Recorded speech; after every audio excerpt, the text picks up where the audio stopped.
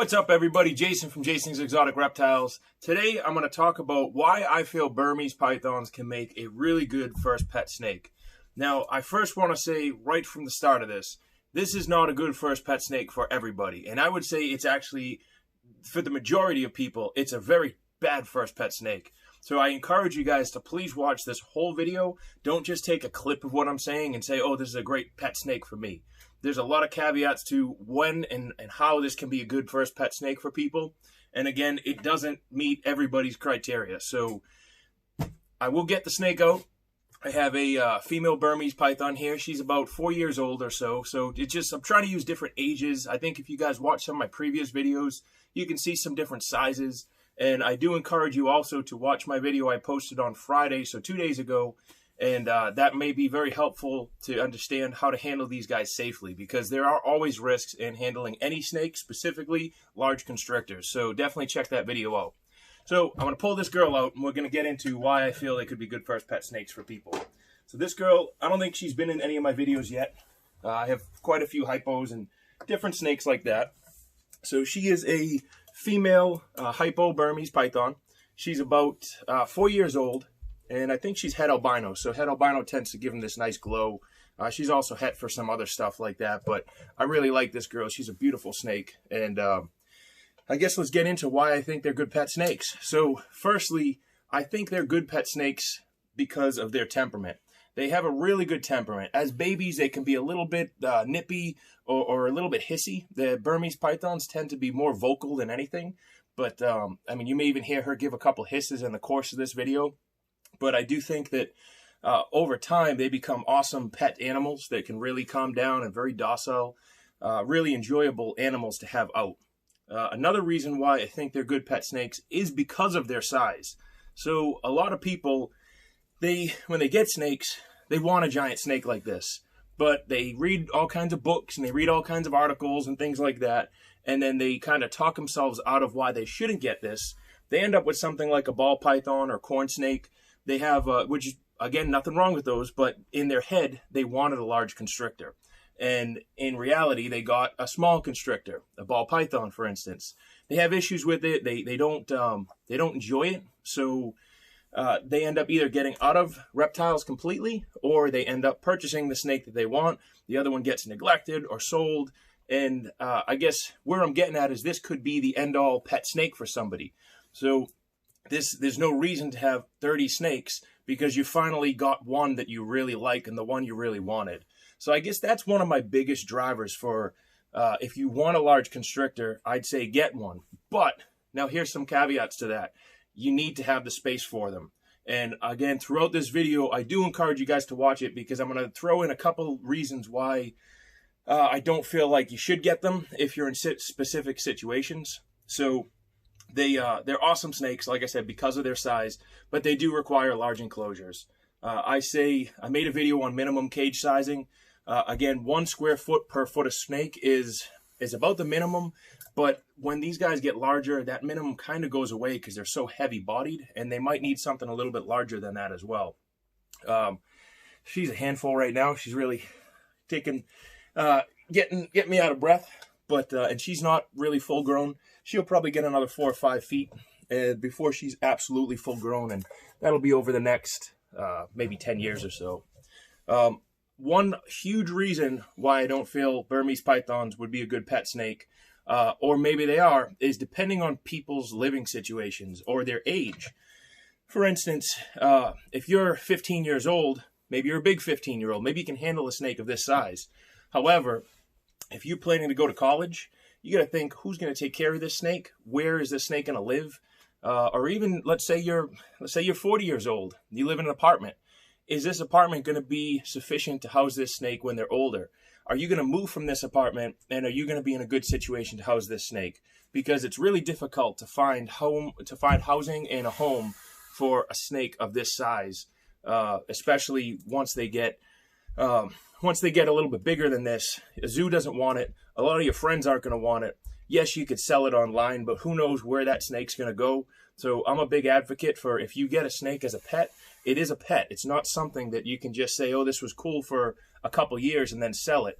I kind of really is something that that rubs me the wrong way is when people buy all these animals with the intention of, I'm going to keep them and then I'm going to sell them when they get older, or they lose interest and then they sell them. There's nothing wrong with that, and people's situations change. So it is case by case, but you should never buy this with the intention of, oh, when it gets bigger, I'm just going to sell it because I don't know what I'm going to do with it. That's my personal view on it. So another big reason for that, again, the living situation. What are you going to do in the future? These animals live 25 years or so, kept under proper conditions. Let's say minimum 15. So for 15 years or so, you're going to have this animal, and you're going to need to figure out how you're going to take care of it, where it's going to be housed, what it's going to eat. So you need to be somewhat financially stable in terms of, these guys could be eating $10, $15 a week of food. That doesn't sound like a lot, but that adds up pretty quickly over time. Do you have another $1,000 a year to spend on feeding an animal like this? So that's something to consider. Again, I'm going to ramble in a little bit, but one other reason why I do think these guys are good pet snakes is because of their size, and because most people don't have room for 30 of them. Most people don't want 30 of them. So I think in the situation where this is your final pet, and this is the pet snake that you're going to have, this could be the end game. You can put all kinds of really cool stuff and really time and effort and money into building an awesome enclosure for these guys. So you could keep them in racks like this behind me, assuming it's big enough, but you could also keep them in a really nice display, and I think they make awesome animals for that. There's a reason why zoos use them. With that said, as babies, I do recommend you get them as babies because they have a small size. And again, if you watch my video from yesterday, you'll understand that you can raise this animal from it being able to fit in the palm of my hand. And I almost pulled out some babies, but I'm going to feed them today. I don't want to stress them out with the video before I feed them. A snake like this is no problem.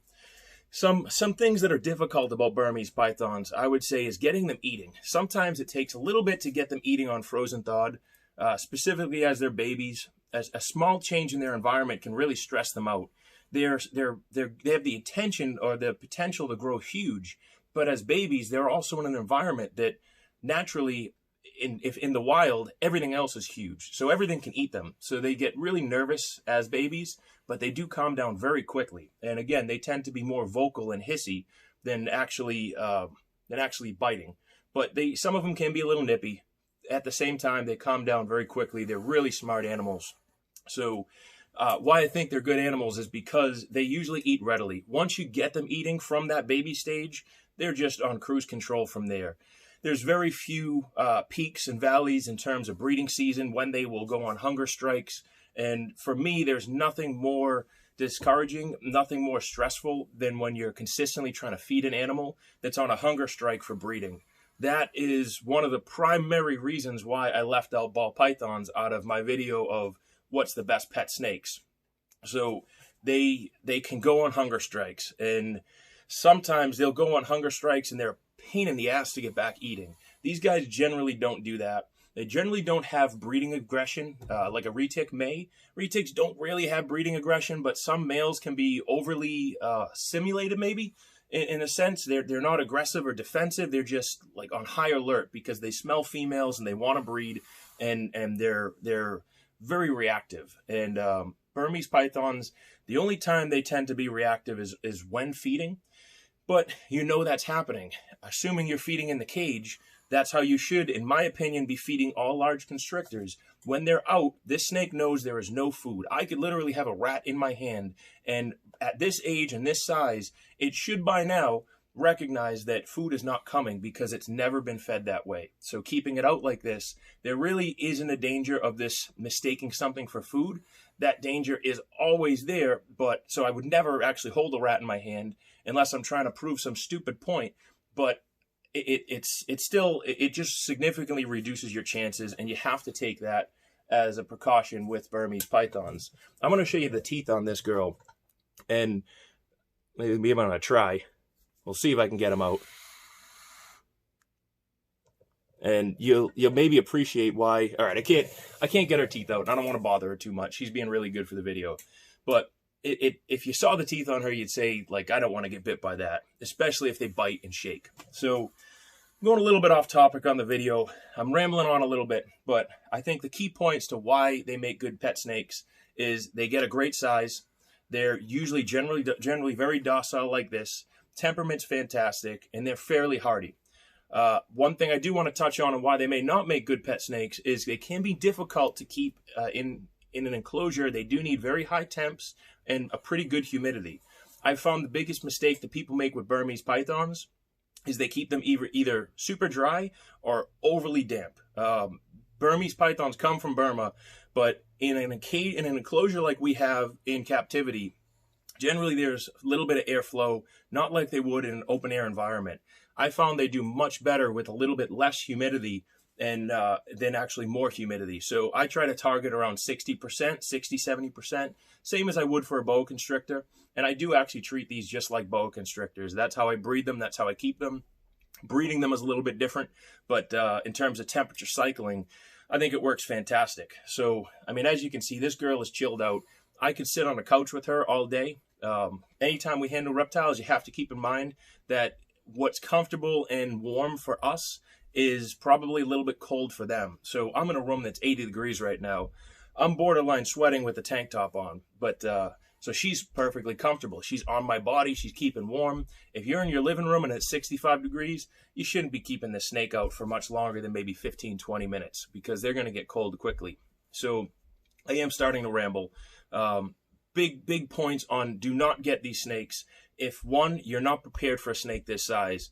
Two, your living situation may change. Maybe it'll change and you can say, okay, if it changes, I'm going to do this, but have a plan for that. You shouldn't be planning to get rid of a snake because you may have to move. And two, make sure that that you're in it for the long haul because these snakes are awesome animals and there's no reason why you should treat them any differently than a dog or a cat or bird or anything like that we consider of more kind of a higher intelligent thinking animal. So hopefully you guys like this video. Please like, subscribe, share, continue all that good stuff. I'll keep making videos. I want to know, so next video topic is either going to be what I think are the worst pet snakes, which you guys can probably guess a couple of them, but there's going to be a few on there that maybe you'd be shocked that I said. Maybe not. Maybe you know what's coming. So what are the worst pet snakes? Or give me another one. Give me a different topic. But that was going to be my next one in line, the worst pet snakes. I was maybe going to focus it on a specific pet snake. Or I could just get back into the boas again. I know you guys like the boa videos. You appreciate that this is a boa channel. I may do a video on Central American boas specifically and why I think they're kind of underrated snakes. Or I may do a video on Demerle's boas. They have kind of a smaller audience of people that want to see them, but I think it'd be a cool video to highlight Demerle's boas for a little bit. I do keep a couple of them in here. So those are kind of the three videos I'm looking at right now, but I'm open to new topics. Keep me posted, keep subscribing, keep liking, keep sharing. The channel's growing. That's awesome. And yeah, let's keep it moving. Thanks, guys.